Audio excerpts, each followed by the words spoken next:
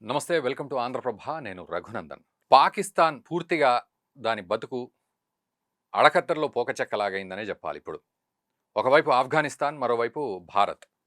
Indus water treaty తోటి మనం పాకిస్తాన్ ఇరికించాం. కునార్ నది పేరు జెప్పి ఆఫ్ఘనిస్తాన్ గుమ్మేసింది, తాలిబాన్ కుమ్మేసిందనే జెప్పాలి పాకిస్తాన్‌ని. ఈరోజు రెండిటి మధ్య చపాతీ అయిపోయింది పాకిస్తాన్ పరిస్థితి.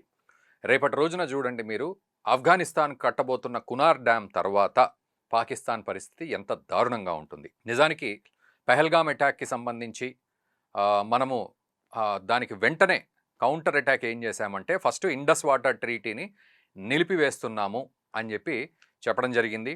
ఆ వాటర్‌ని కూడా మనం ఆపేసాం. దీనికి అగ్రీమెంట్స్ ఉన్నాయి. బట్ స్టిల్ మనం ఆపేసాం. ఈ టెర్రరిస్టులకు సపోర్ట్ చేయనంత కాలం, టెర్రరిస్టులను పూర్తిగా ఎలిమినేట్ చేసేంత వరకు కూడా ఎటువంటి డిస్కషన్స్ ఉండవు అని మనం చెప్పేసాం. పాకిస్తాన్ అడుక్కు తింటోంది.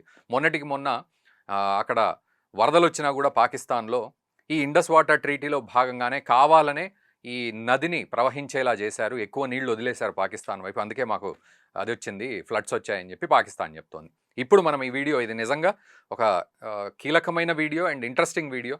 సో మీరు ఖచ్చితంగా ఇది చూడండి.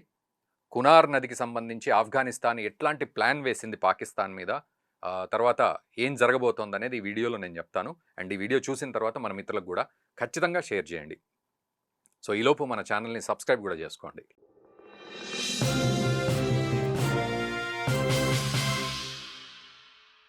సో కునార్ నది మీద ఇప్పుడు ఒక డ్యామ్ కడతామని చెప్తోంది ఆఫ్ఘనిస్తాన్. సో మనం ఇండస్ వాటర్ ట్రీటీ అని దాన్ని ఫ్రీజ్ చేసిన వెంటనే మనకు చైనా కూడా ఒక వార్నింగ్ లాగా ఒక మెసేజ్ ఇచ్చింది మనకి. ఏంటంటే, మీరు పాకిస్తాన్ని ఇలాగే బెదిరిస్తే మేము బ్రహ్మపుత్ర నది మీద కూడా డ్యామ్ కడతాం, మా ఏరియాలో ఉన్న ఆ నది మీద డ్యామ్ కడతాం, సో దట్ మీ బ్రహ్మపుత్ర అంతా కూడా మొత్తానికి ఈశాన్య రాష్ట్రాలు కూడా ఎడారి ప్రాంతంలాగా మారిపోతుందని అక్కడ ఎవరో చిన్న బెదిరింపు ధోరణికి పాల్పడ్డారు. నిజానికి ఆ కాన్సెప్ట్ వేరు. ఎందుకంటే మన బ్రహ్మపుత్ర నది ద్వారా వచ్చే నీళ్లు ఒక ఎత్తు అయితే, అక్కడ వానతోటి వర్షంతో వచ్చే నీళ్లు కూడా మనకు ఎక్కువ రేషియోలో ఉండడం వల్ల బ్రహ్మపుత్ర నది నీళ్లు ఆపేసిన పెద్ద ప్రభావం చూపెట్టకపోవచ్చు. కానీ ఆ పని చైనా చెయ్యదు, చేయలేదు కూడా. ఇటొస్తే మాత్రం పాకిస్తాన్లో పూర్తి ఎడారి ప్రాంతంగా మారే పరిస్థితి ఉంది ఈరోజు, మనం ఈ ఇండస్ వాటర్ ట్రీటీలో భాగంగా ఆ నది నీళ్ళు ఆపినప్పుడు.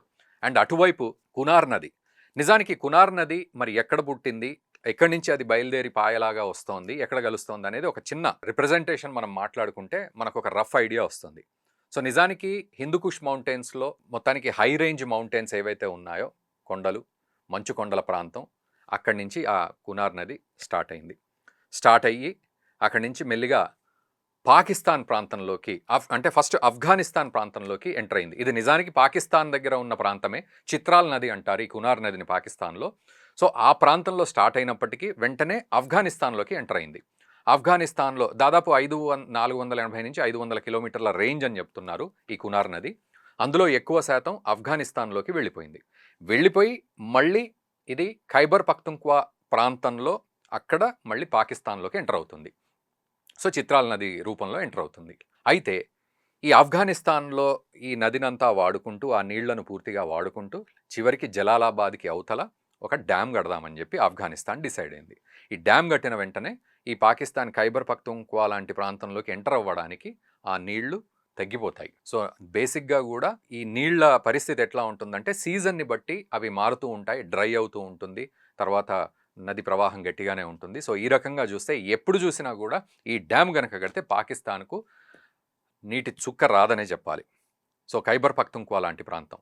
సో వాస్తవానికి మన ఇది ఎక్కడైతే పుట్టిందో ఆ ప్రాంతాన్ని పాకిస్తాన్ ఆక్యుపై చేసుకుంది భారత్ నుంచి.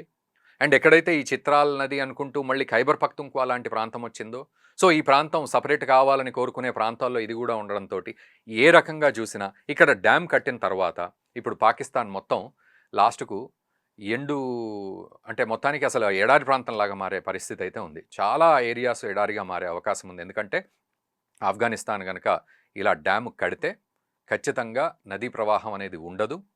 అండ్ వేలకు వేల హెక్టార్లు అక్కడ మొత్తం డ్రై అయిపోతుంది. అదంతా పాకిస్తాన్ మీద ప్రభావం. అయితే ఇప్పుడు పాకిస్తాన్ ఏడుస్తున్న ఏడుపు ఏంటంటే, ఈ ఆఫ్ఘనిస్తాన్ ఈ రివర్ మీద డ్యామ్ కట్టడానికి కారణం భారత్. సో భారతే వెనకుండి రెచ్చగొడుతోంది అని చెప్పి. నిజానికి భారత్ వెనకుండి రెచ్చగొట్టే అంత, అంటే భారత్ చెప్తే తాలిబాన్ వెంటనే ఎస్ అనే అంత సీన్ అయితే తాలిబాన్ వాళ్ళకి ఉండదు. ఎందుకంటే ఒకప్పుడు తాలిబాన్ టెర్రరిస్టులుగా జిహాద్ అనే పేరు చెప్పి వాళ్ళు అధికారంలో లేనప్పుడు ఎట్లా అయితే కొట్లాడినప్పటికీ కూడా ఈరోజు తాలిబాన్ అధికారం చేపట్టింది. చాలామంది కొంతమంది కామెంట్స్ చేశారు ఇంతకుముందు మనం తాలిబాన్ వీడియో చేసినప్పుడు, అదే తాలిబాన్ని ఇప్పుడు భారత్ సపోర్ట్ చేస్తుంది కదా అని. కానీ ఆ తాలిబాన్ అప్పుడున్న పరిస్థితి, ఆ తాలిబాన్ ఆలోచన తీరు వేరు. అండ్ ఇప్పుడు గవర్నమెంట్గా ఫామ్ అయ్యి తాలిబాను అక్కడి ప్రజల్ని చూసుకోవాలి. ఇప్పుడు వాళ్ళ బాధ్యత ఏంటంటే డ్యాములు కట్టాలి, వాళ్ళకు మంచి వాటర్ ఇవ్వాలి, ఇరిగేషన్, అగ్రికల్చర్ చేయాలి, గవర్నెన్స్ కావాలి, ఎలక్ట్రిసిటీ ఇవ్వాలి, దీనికి సంబంధించి ప్రజల్ని చూసుకోవడానికి వాళ్ళకు ఆహారం కావాలి, మెడిసిన్ కావాలి. మనం మొన్నటికి మొన్న 20 అంబులెన్సులు పంపించాం, మెడిసిన్ కిట్స్ పంపించాం వాళ్ళకి, అండ్ గోధుమలు పంపిస్తున్నాం. అంతకుముందు ఎర్త్క్వేక్ వచ్చినప్పుడు ఆఫ్ఘాన్ ప్రజలకి గోధుమలు పంపిస్తూ వచ్చాం. సో ఒక రకంగా చూడాలంటే వీళ్ళు తాలిబాన్లు అని అన్నప్పటికీ కూడా ఈరోజు గవర్నమెంట్ లాగా వాళ్ళు చూసుకోవాలి. కాబట్టి ఖచ్చితంగా ఒక మంచి దృక్పథంతోటే భారత్ ఇంకా దోస్తానా చేస్తూ ఉంది ఆఫ్ఘనిస్తాన్తో, అందులో డౌట్ అయితే లేదు తాలిబాన్లతోటి. ఆ రకంగా ఆఫ్ఘనిస్తాన్ని ప్రేమగా మనం చూసుకోవడం. ఈవెన్ మొన్నటికి మొన్న ఒక వీడియో కూడా చూసాము సోషల్ మీడియాలో. ఒక బైకరు ఆఫ్ఘనిస్తాన్ బార్డర్ దగ్గరికి వెళ్ళినప్పుడు అక్కడ సెక్యూరిటీ ఎవరైతే ఉంటారో అతను లోపలికి వెళ్ళడానికి అవన్నీ చూపెట్టమంటాడు. ఎక్కడి నుంచి వచ్చావు, ఏ దేశం నుంచి అంటే భారత్ నుంచి వచ్చానని తను అంటాడు. వెంటనే ఓ భారత, very good very good, Bharat and Afghans are brothers, మీరు వెళ్ళొచ్చు, ఏం చూపెట్టని అవసరం, హ్యాపీగా వెళ్ళొచ్చు, చాయ్ తాగుతావా అని అడిగాడు ఆ రైడర్ని. లేదు తొందరగా వెళ్ళాలి నేను అని చెప్పి అతను వెళ్ళిపోయాడు. సో ఈ రకంగా భారత్ మీద ఎంతో ప్రేమను ఈరోజు ఆఫ్ఘనిస్తాన్ తాలిబాన్ కూడా వ్యక్తపరుస్తోంది, అందులో ఎటువంటి డౌట్ లేదు. Kabul. Kabul, what's the country? India. India? Welcome to Bamiyan City. Thank you. Welcome Kabul, Afghanistan. Thank you. India, Afghanistan, brother. Yes, I know. Shukr. Welcome, bye. Okay. No problem. No passport, no maktub. Ijazatnama. Ijazatnama. Bye bye. Shukr. Chai. नहीं Kabul late, but शुक्रिया. 3 hours. Yes. 3 घंटा. Okay. Bye bye. కానీ పాకిస్తాన్ మాత్రం నిజంగా మధ్యలో ఇరుక్కుపోయినట్టుగా ఉంది situation. ఇది చూసి ఏం చేయాలో అర్థం కాక అమెరికా ఉప్పు తింటూ ఈరోజు అమెరికా పంచన చేరి మన భారత్ మీద అక్కసు వెళ్ళగక్కుతోంది. అటు తాలిబాన్ మీద యుద్ధం చేసే ప్రయత్నం చేస్తోంది. మొన్నటికి మొన్న మనం యుద్ధం కూడా చూసాం. తాలిబాన్ తోటి ఫైట్ చేస్తే ఆఖరికి ఖతార్ మధ్యలో ఉండి మీరిద్దరూ సైలెంట్గా ఉండండి అని చెప్పే పరిస్థితి. ఆఫ్ఘనిస్తాన్ కనుక తాలిబాన్ కనుక తలుచుకుంటే ఈరోజు పాకిస్తాన్ని ఏ రకంగా అయినా ఎండబెట్టగలదు. అంత అన్కన్వెన్షనల్ వార్ చేసే సత్తా తాలిబాన్కి ఉంది. ఇదొక ఎత్తు అయితే, మనం తాలిబాన్తో ఆఫ్ఘనిస్తాన్తో మొదటి నుంచి కూడా దోస్తీ చేస్తున్నాం. మనము మీకు గుర్తుండే ఉంటుంది, భారత్ ఆఫ్ఘనిస్తాన్ ఫ్రెండ్షిప్ డ్యామ్ అంటూ కూడా 2016లో ఈ ఫ్రెండ్షిప్ డ్యామ్ కట్టించాం వాళ్ళకి. 75,000 హెక్టార్లు ప్రతి పంటకి పండుతుంది, సల్మా డ్యామ్ అని చెప్పి కట్టించాం వాళ్ళకి. తర్వాత కొన్ని మెగావాట్ల కరెంట్ ఉత్పత్తి అవుతోంది అక్కడి వాళ్ళకి. అండ్ దీనికి తోడు ఇంకొక డ్యామ్ కూడా మనం కట్టాం, షెహతూత్ అనే డ్యామ్ ఒకటి వాళ్లకు కట్టించాం. సో ఈ రకంగా ఆఫ్ఘనిస్తాన్కి కావాల్సిన ఇన్ఫ్రాస్ట్రక్చర్ నుంచి మొదలు పెడితే ఇంటర్నేషనల్ లెవెల్ వరకు అన్నీ మనము సపోర్టివ్గా ఉంటూ ఉన్నాం. అండ్ ఆమిర్ ఖాన్ ముత్తాకి కూడా మన దేశానికి వచ్చిపోయాక ఈ కునార్ డ్యామ్ కట్టాలని డిసైడ్ అయ్యారు.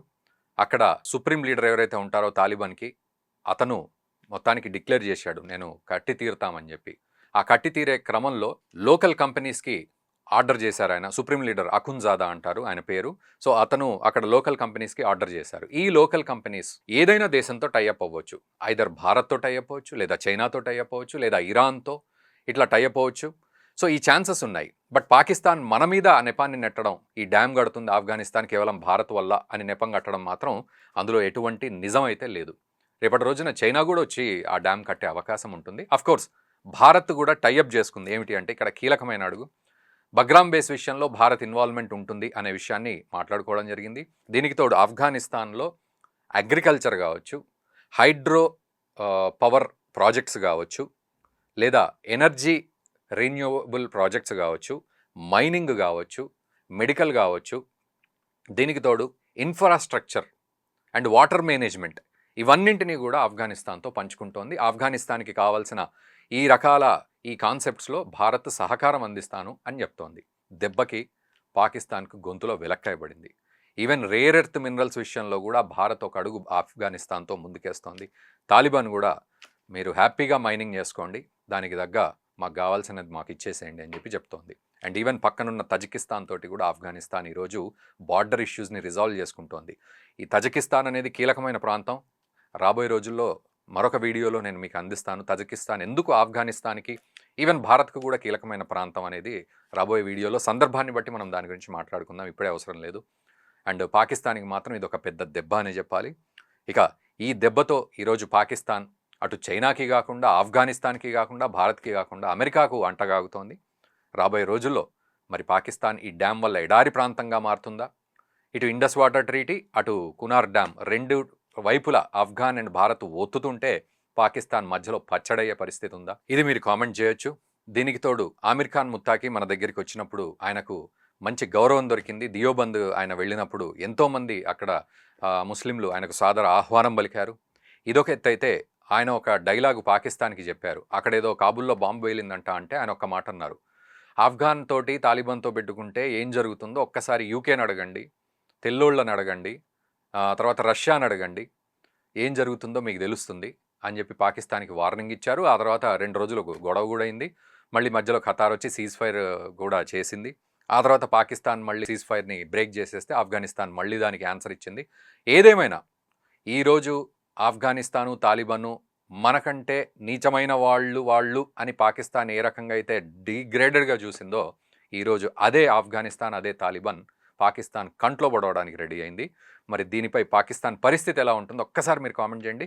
అండ్ దయచేసి ఈ వీడియోని మన మిత్రులకు కూడా షేర్ చేయండి, వ్యూస్ ఎక్కువగా వచ్చేటట్టు చేయండి. ఎందుకంటే ఈరోజు ఆఫ్ఘనిస్తాన్, తాలిబాన్, భారత్ దోస్తీ ఎంత అద్భుతంగా ఉంది అనేది మనం ఈ వీడియోలో మాట్లాడుకున్నాం కాబట్టి ఖచ్చితంగా షేర్ చేయండి. Thank you very much.